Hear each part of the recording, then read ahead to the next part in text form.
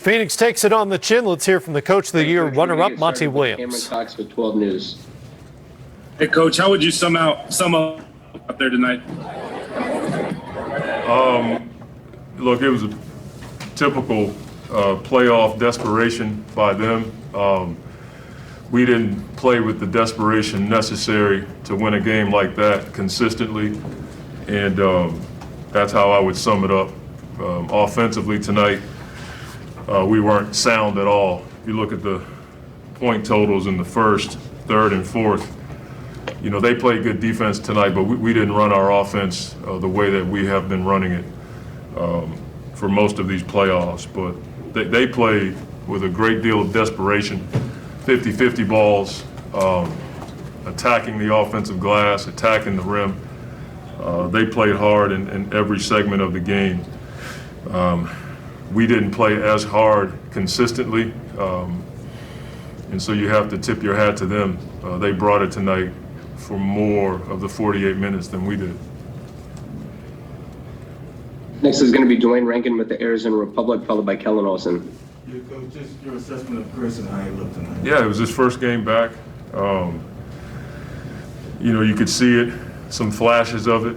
I thought I played him too much, and he probably got tired, but it hurt us when Campaign couldn't come back, so I left Chris out there for a longer stretch, and then that's on me. But I think as he, you know, practices more and plays more, he hasn't done anything in 10 days, and so, you know, I think he'll get better. He'll be much better in the second game from a conditioning standpoint, or in his next game. Next is Kellen Olson with Arizona Sports, followed by Dave McMiniman. Hey, Monty, that third quarter was the most you guys have been outscored in any quarter this postseason. What did you see going wrong for you guys? They came out in the third quarter and just brought it. You know, our guys were talking about their level of play in the timeouts, and everybody knew it. We just didn't match their force. And like I said, you have to give them credit. We have to understand that, you know, playing against a team that was going to play with that kind of effort every quarter. And we've been pretty good in third quarter, so that was a bit surprising for us. So they threw a punch, and now we got to, you know, counter with another punch and make sure we bring the effort and execution in the next game. Next is Dave McMiniman with ESPN, followed by Mark Spears. Monty, after like the game of his life, maybe in game 2 for Cameron, did you have any sense of how this ankle could affect him moving forward? No, I don't. We'll see. He tried to come back, and it just wouldn't allow him to, you know, get back out there on the floor. So I'll get more of an update when I go in the back. Next is Mark Spears with ESPN, followed by Anthony Slater. Coach, Book didn't have one of the better shooting games. How much of it was just an off night? How much of it do you think was the mask? It's hard to say. He won't make excuses about that.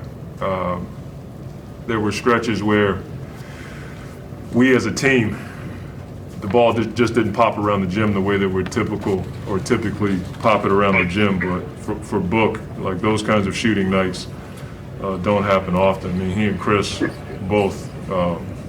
Chris was probably more conditioning and first time getting back out there, and there was a lot of attention on Book, a lot of hands on him. So those guys will adjust. Next is Anthony Slater with The Athletic, followed by Gina Mizell. Yeah, Coach, along those same lines, you know, they've put Beverly on him a lot more, on Booker a lot more the last couple games. What is he doing that's been so effective, kind of making Booker inefficient? It's hard to say. If, you know, Patrick's a really good defender, we know that, but there were times where Book just missed a shot. You know, I'll look at the film. He's physical for sure. That can wear a guy down. We have to do a much better job of having more balance in our offense. If you look at the point totals, a lot of our stuff came late in the clock. That's not how we've been playing most of the playoffs. So, you know, tip your hat to Beverly. He plays really good defense. He's aggressive. But when I look at the film, I bet you'll just see Book just miss some shots. Next is Gina Mizell with Suns.com, and then Greg Moore. Hey, Monty, you mentioned before the game that there were some things that had popped up in game 2 that you're like, those are things we need to pick up. Was it same, was were the Yes. same things that were Yep. happening up again? Okay. Yeah, we had difficulty in our switches. Paul had a dunk at the end of the second quarter. We didn't communicate the switch properly. Another example was we helped off Kennard on a drive. We had the drive under control. We went and helped, kicked it to him, he get three. Like, those are things we talked about. And so our guys don't have the excuse of being young anymore. We've won playoff series. We know what it takes, and now we got to go out and do it. We'll look at the film. We'll see the things that we didn't do well. We'll try to strengthen the things we do well and come back better in the next game. Next is Greg Moore with the Arizona Republic, followed by Sam Amick. Thanks, Coach. Should DeAndre have been more forceful in calling for the ball with Devin and Chris having such off nights shooting? Or should Devin and Chris have just done a better job of incorporating him? He had a really hot first quarter and then he kind of faded. We as a team can do a better job of getting DA the ball. That's on me. That's something that, whether we post him up or hit him more as he's diving to the basket. They were taking him out. I thought we tried to force it a few times, trying to make interior passes when the corners were wide open. But that's something that we'll look at and try to fix for the next game. Next up is going to be Sam Amick with the Athletic, followed by Dan Woike. Monty, because of what the Clippers did the last two rounds, the story now is going to be, can they do it again? I wonder, as you guys took care of Denver, had a chance to watch this team up close, what kind of themes are you seeing in terms of how they do manage to hit back when they're down in the series? You've been obviously real complimentary of Ty. Yeah. What do you see about how they do it? They play with a great deal of desperation in these situations, and our guys expected it, but I don't think we dealt with it well. We knew what they were going to do. We knew they were going to come out at halftime with more force, and we just didn't match it. And on the road, you have to exceed it. And so we've watched them for a while. We respect what they do, and we'll be better next game. Got time for three more. Next is going to be Dan Woike with the LA Times, followed by Jose Romero. Hey, Mike. Devin had two rough shooting nights in the first round against the Lakers. Comes back out on your home court and is incredibly hot right away. Is he a guy that you talk to at all in these situations, or is it just that ball's going to come in and you trust it? Both. I'll talk to him. We'll look at the film and see opportunities to, either knock it down or trust your teammate. But I also know that it's going to come because he works too hard, you know what I mean? And he's been in these situations, as you alluded to, throughout the playoffs. So we'll watch the film tomorrow. I'll sit and talk with him and Chris and try to, see opportunities for us to be more efficient on offense. Like I said, I thought the ball stuck too much. We didn't move it around the gym. When we touched the paint and moved it to the corner, we got open looks. We didn't always make it, but they're putting a lot of hands on them. They're showing them a lot of bodies. Speaking of Book, and guys got to be ready to make plays when he gets off of. Do you remember what you said to him after those struggles against Hoop. the Lakers? The same thing I always tell all of our guys. Go out there and hoop. Don't forget who you are. I don't want our guys thinking out there. We put structure out there. We want our guys to use their gifts within our system. But I tell our guys to hoop, and they seem to respond well to that. Final two questions are Jose Romero with the Arizona Republic and Kyle Goon. Hey, Monty. Did you sense a little frustration in Jay Crowder, just the way he defends, the things that you asked him to do defensively, just trying to get up in somebody and then the fouls? I think so. But the one thing that we can't do is allow the officials to mess with our mental stamina. But I see the pushing off out there. We all see it. That's not something that, anybody would sit in this room and say they don't push off to get open. And Jay's getting frustrated with that, but we got to rise above it. Final question is Kyle Goon with the Southern California News Group. Hey, Monty, following up on Cam, who's obviously had a really tremendous postseason. What's harder for your guys to do when Cam isn't able to come out in that second half? And is it hard not to be frustrated when you get Chris back and the timing is such that Cam can't finish this game? It's one game. we'll reevaluate how we're going to attack them. We hope Cam can get back on the floor in the next game. Like I said earlier, it was hard on Chris because I had to leave him out there for a longer stretch. And during that stretch in the third, they made a run, so I left him out there longer. And that was a tough spot for me to put Etuan in. So not having Cam to spell Chris put us in a bit of a bind, but hopefully he can come back and play in the next game. Thank you for the time, Coach. Thank you. 9-game win streak ends for the Suns, while Tyronn Lue's Clippers are now 9-1 in games beyond games 1 and 2 of playoff series. On the text message chain, is it saying something that resonates, or what keeps happening for you guys to dig so deep in these game threes? I don't know. I don't like it. I'll tell you that. But, we've been a resilient team all season, all year long. First I just want to give credit to Marcus Morris. He was hurt, didn't know if he was going to be able to go tonight. And he gave us all he had, 2 big threes, down the stretch, which we needed. But, just a total team effort. Our guys just keep grinding, keep fighting. We know our backs is against the wall 0-2, but we never give in. The job Pat Beverly's been doing, has been, tremendous. I thought Zoo was really good tonight. Reggie, down the stretch. PG through the first 3 quarters, and he got tired. But, we had to play him the whole second half, So I just thought, at halftime, we challenged the guys to move the basketball and make the right play. I thought we just dribbled too much in the first half. In the second half, I thought we really did a good job of sharing the basketball, moving it, and getting guys open shots. Thanks. Our next question will come from Amy from Ramona. Hey, Ty, you're going to Ramona. Go ahead, Ramona. Hey, Ty. When you guys went out and got Reggie Jackson, I think he was one of the last people added to this roster. What did you expect he was going to be able to give you, and compared to what he's actually been able to give you? Well, coming into the season, when we first signed Reggie, our coaching staff, we talked about him potentially being a starter because of how we wanted to play and getting PG and Kawhi the ball in their spots.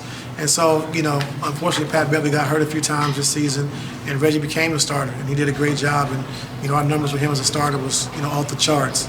As well as with Pat as well. But offensively, we really took off. So he's been great. So as soon as he stepped into that role. Made it easier for PG, made it easier for Kawhi. We really started playing, a great offense, having a great offense, and we just never stopped from there. So I'm just happy for him. He's had a heck of a year. We got to continue to keep pushing. Go ahead, Andrew. What do you think to make of just the defensive intensity to limit Booker to his shooting line, Chris to his shooting line? They never ever felt like they were in rhythm, and that's obviously a big change from what Booker did in game 1. What do you think the defensive intensity ratcheted tonight? I think starting Pat and Zoo, I think, really helped our defensive intensity. With PG having to score and make the plays for our team, I think, without him having to guard Booker, it takes a lot of pressure off him offensively. Pat Beverly and Zoo together, that combination is unbelievable. And like I said, Pat's the best review challenge guy in the game. He's going to block your shot from behind, he's going to contest from behind, and make it hard on you. He gets into the ball, he's physical.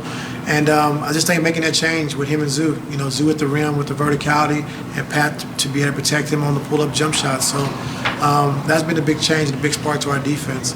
And those were guys you parked for much of the first round and parts of the second round too. You talk a lot about your adjustments, but for guys to accept their roles shifting. Andrew, it's all about winning, and those guys are winners. And to be 2 starters and not play at all in the Dallas series the last, I think, 4 games or 5 games, and then come into the Utah series and Zoo not play much, because we was going small because of Gobert, and Pat, the job he did on Donovan Mitchell, and now we need both those guys to come back and start again. They've been phenomenal. So, that's what winners do, and they want to win, and whatever it takes, they're going to do that. So I'm just happy for those guys to finally get their moment. Go ahead, Lo.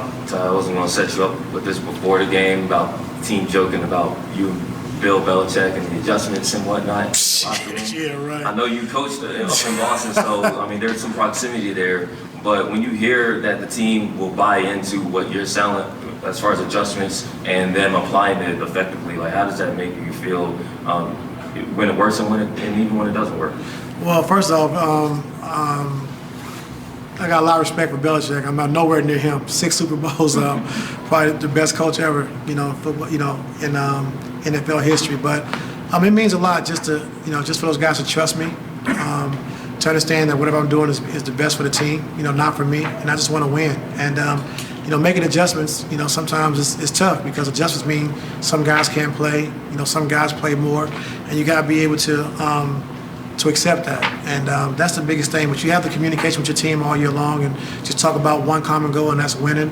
And all of our guys are on board, So, I take pride in making adjustments and try to do the right thing, But these guys are the ones who have to go out and execute it. They've been doing a great job of that so far. Ty, you're good at knowing, having conversations with guys, knowing where their heads are at. It would have been easy for Paul to kind of let that last game linger with him, those free throws. What were your conversations like with him? And then you play him 43 minutes tonight, and he almost comes up with another triple-double. I mean, what else can you say about Paul? Just after the game, we landed. We got back home. First person I called was PG. I just told him, we wouldn't be in this position without you. So, that game's over. It happens. It doesn't mean anything. He took care of their 2 games at home, and now we got to go home and win our 2 games. That's the most important thing. So, can't look in the past. We got to look ahead. And I called him. I called Pat Beverly. I called a few of the guys and just said, that's over. We had a chance to steal one. We didn't do it. It's behind us, and now we got to move on. So I thought PG did a great job of just moving on, like you said, and having a big game for us tonight in Game 3. What time are those calls made? As soon as we landed. So when I got my car, they got in their car from the plane, and then I called them on the way home. Is that like 4 in the morning? I don't know what time it was. Whatever it takes, it doesn't matter to me. But like I said, those guys came out, we responded, and just, after the first half, great defensively, but offensively, I just thought we were too stagnant, over dribble. We tried to do it by ourselves. And in the second half, we really just did a great job of just making the play for our teammates and trust, and so that was good to see. Go ahead, Miriam. What got into Zoo today? What conversations did you have with him? What adjustments did he make that helped him? Well, I think the biggest thing with Zoo, he hasn't played. So just getting his timing back, getting his rhythm, understanding what we're trying to do. And I think also offensively, to their credit, we haven't played big in a long time. So as far as running the same plays and the spacing is different. So we got to get used to that as well. But I think Zoo just hasn't played in a long time. So he's just finally getting his rhythm, understanding how we need him, what we need to do for him to do defensively and offensively, which is starting to come for him. So he dominated the glass tonight. I thought it was a big factor inside, with CP contesting his mid-range pull-ups. And so it's going to keep slowly starting to come for Zoo. So just happy he's finally getting his legs underneath him.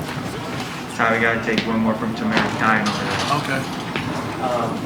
Just to clarify, the Terrence Mann substitution, was that a Marcus injury thing? Or? Yeah, he wasn't going to be able to go initially. And then he did what he had to do and got on the bike and whatever else. And then he said he's going to give it a go. So, we needed everybody we can get tonight. So just for him to put it on the line for the team just means a lot. Starting Terrence sort of got Booker and CP off to a rough shooting start. What did that half of Terrence lineup sort of do to their guard? Well, it allowed PG not to have to guard CP, which was going to do that initially when Marcus was going to start. And then it allowed Terrence to guard CP, pick him up full court, pressure him a little bit because CP hasn't played in a while either. And it allowed Pat Beverly to take Booker. So we try to conserve PG's energy as best as we can, with the minutes he has to play and the load he's carrying right now. And so it was a good start for us. Thank you, Ty. Thank you. Thanks, Ty.